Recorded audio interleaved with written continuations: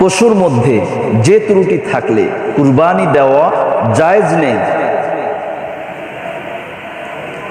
এক, যে পশু এমন ল্যাংড়া যে জবাইয়ের স্থান পর্যন্ত পায়ে হেঁটে যেতে পারবে না। দুই, যে পশু অন্ধ। তিন, যে পশু কানা অর্থাৎ কোনো এক চোখের দৃষ্টিশক্তির 1/3 অংশের বেশি নষ্ট হয়ে গেছে এমন। চার, যে পশু কোনো এক কানের 1/3 অংশের বেশি কেটে পড়ে গেছে। পাঁচ, যে পশুর জন্ম থেকেই এক কান নেই। ছয়, যে পশুর লেজ 1/3 অংশের বেশি কেটে পড়ে গেছে। সাত, যে পশুর জন্ম থেকেই নিতম্ব নেই।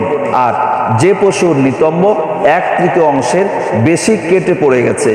নয়, যে পশুর সবগুলো অথবা অধিকাংশ দাঁত নেই। 10, যে পশুর স্তনের মাথা কেটে পড়ে গেছে। 11, যে পশুর নাক কেটে পড়ে গেছে। 12, যে পশু রুগ্ন অসুস্থ। 13, যে পশু এত দুর্বল যে তার হাড়ের মগজ পর্যন্ত শুকিয়ে গেছে। 14, যে পশু নাপাক খেয়েই জীবন ধারণ করে। 15, যে পশুর জিহ্বা নেই। 16, যে পশু জন্মগতভাবে নপুংসক অর্থাৎ পুরুষও নয় মহিলাও নয় এমন।